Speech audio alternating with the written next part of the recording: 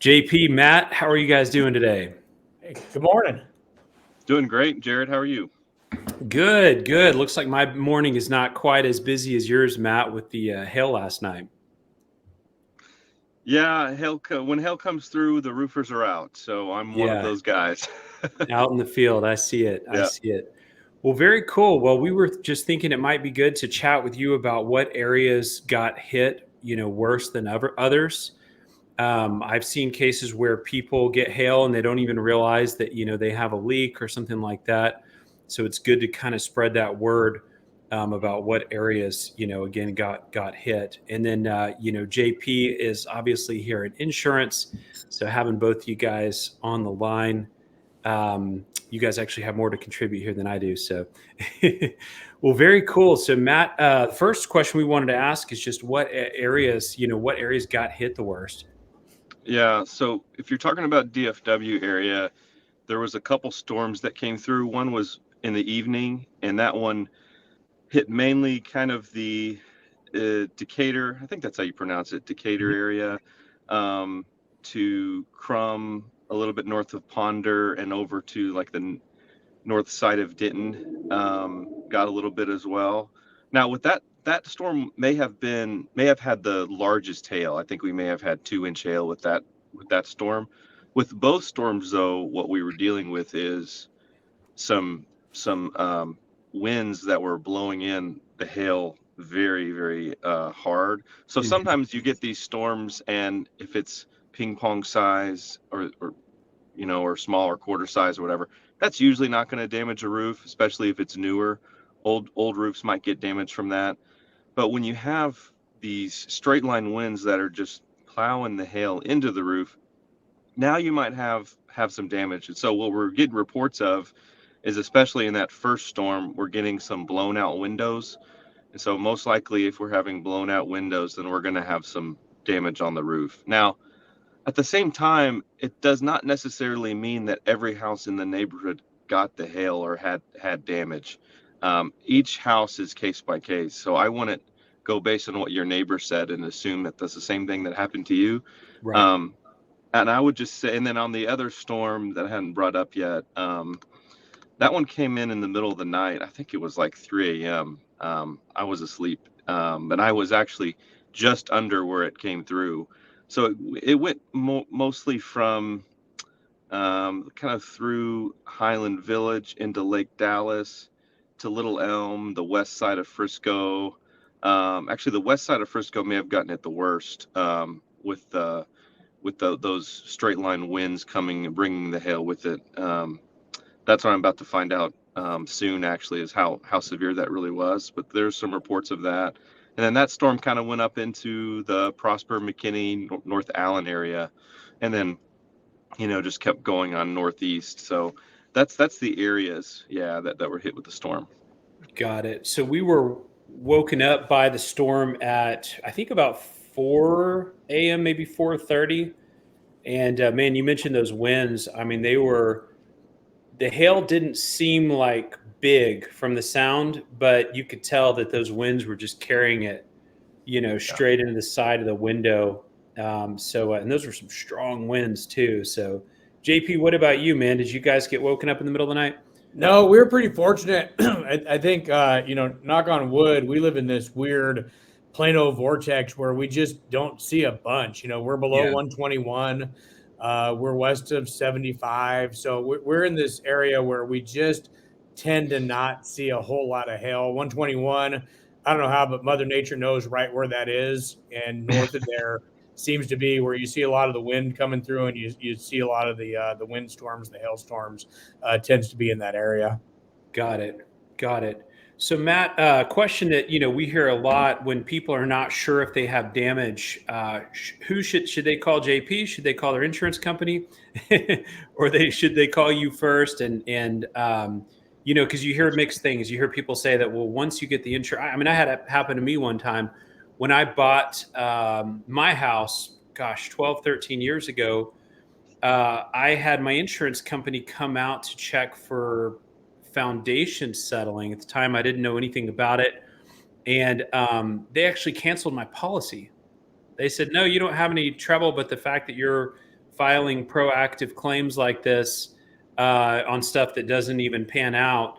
They literally canceled my policy over that one claim. So Yeah. for someone who's not sure if they have hail damage or not, should they get a roofing specialist out first, or should they call their insurance company? I think it's a really good idea to call your insurance agent, such as JP here. If you already have a trustworthy roofer that you've done work with before and they're really trustworthy, it's okay to give them a call first. But I would say if you don't have that, give your agent a call. Especially do one of the other before you file a claim, because there's no reason we don't need to have more unnecessary claims. And what you're going to have with a lot of these door knockers is you're going to have a lot of fear-based stuff come up, and they're going to make some assumptions that you need to file claims. And there's still just a good chance that you just don't have to go down that road. And if for some reason, I mean, it's possible that you might have, one or two things damaged, but maybe the roof isn't damaged, and maybe maybe it's not really necessary to go through a claim process that won't even reach your deductible. So I would make sure that you have a trustworthy roofer that comes out, takes a look, or just go ahead and just give your insurance agent a call. So I want to piggyback on that. And Matt, you used a really important term, and that's agent. So calling the 800 number is a claim. And it's a claim if you say, hey, I think this might have happened. Can you send somebody out? It's a claim, because the people that you're talking to are employees of the insurer. They're not agents, which means that their duty is to the insurer, and they will report that as a claim. We've actually seen a ton of people that we're not able to write insurance for because of the volume of zero pay claims, because every time something happens, they call the 800 number, the 800 number logs it as a claim. And that happened to me. I mean, I did that once with USAA, where I called out and said, hey, I don't know if this is a claim or not. Can you guys take a look at it? And they go, absolutely. Here's your claims number. I'm like, whoa. Like, I don't want to file a claim. I just want to know whether or not I have a claim. And they're like, no, you called us, and that is a claim. And so I had zero pay claims that impacted my cost of insurance for 3 years. And depending on where you go next, it could be 3 years, it could be 5 years. And so if you work with a local agent that's in an office, then 100% give them a call, because they're going to have relationships with people like Matt. They're going to give Matt a call and say, hey, buddy, can you hop on this roof for me today? If it needs to be tarp it up, because the homeowner has an obligation to minimize additional damage. But if you're calling the 800 number, it's a claim, and that's bad business. And then the other point that Matt brought up was the door knockers. I don't know too many things that are good coming from people knocking on your door. Every once in a while, it's your son, Connor, rolling over with some baked goods. But aside from that, it's usually somebody that doesn't have an existing relationship in the area. And to me, that's a danger. I want to call my agent. I want to get a referral. I want to get a recommendation. And when I say agent, it could be your realtor, it could be your lender, it could be your insurance agent, somebody that helped you get into that home, and somebody that cares about you staying in that home. Give that person a call, because they're going to have networks and relationships with people like Matt to refer them over to you. Got it. So to me, it seems like the biggest takeaway from this whole conversation is, if you're unsure whether you have damage or not, don't just pick up the phone and call, 1-800, Progressive, or whoever you use. Ask around, find out if your neighbors have damage. Call your insurance agent, again, not the agency, if that makes any sense. Or, call your roofing specialist, someone, say, hey, here's where I live. Are you hearing any reports of damage in this area? And if you have any indication of damage, again, if you've got knocked out windows or something like that, that's going to be probably an obvious claim, I'm guessing, but you could still call your insurance agent and say, hey, should I file this, or does it sound too small? Something to that effect. 100%. We're going to do the math with you. We're going to make sure that it makes sense. We actually did that on an auto claim about a week and a half ago, where she called up and said, is this a claim? I go, well, here's your options, right? I can't dissuade you from filing a claim. As an insurance agent, as a licensed professional, I can't dissuade you from filing a claim, but I'm going to walk you through your options. They had a pretty low deductible, but the windshield was an older vehicle. We knew that it was going to be pretty inexpensive. I sent her 3 different places to call that were near her. She called them. They ended up knocking it out for $350. She's like, "Hey, thanks for helping me not see my insurance rates go up at renewal time." I was like, "That's what we're here for." I mean, we make this much money on commission. I don't want to see you have to pay any more than you have to pay on your insurance. I want to make sure you get the right coverage at the right cost. And for her, it's better to pay out of pocket. Good stuff. And you guys mentioned, the door knockers or the, storm chasers. I mean, there are literally people who go around and chase, this type of storm, hoping that they can get a claim. As a real estate agent, I have witnessed cases where a non-reputable roofer was recommending that the homeowner file a claim, and and they're saying, "Oh, no, this is definitely going to be covered. It's definitely going to be covered."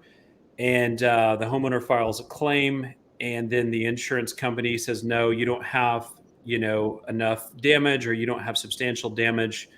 So it's very important to not just, go with any, roofing specialist who knocks on your door. We had another case in my own neighborhood probably 5 years ago where there was a guy trying to get, when we did have bad hail, he was trying to get the business of basically the entire neighborhood.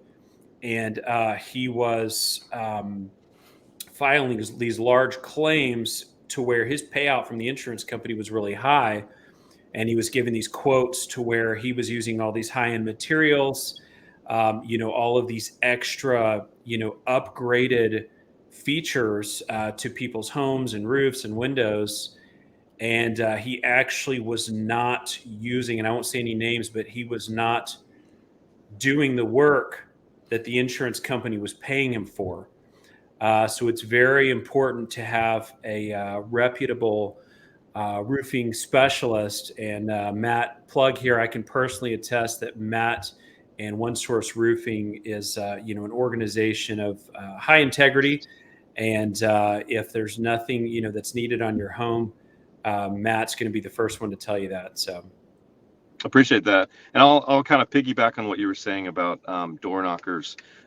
There's not usually a good thing that can happen from a door knocker. I'm not saying there aren't okay door knockers that are trying to feed their families. I know that they're out there, and you might find a good one. But in general, I would say that they're just not trustworthy.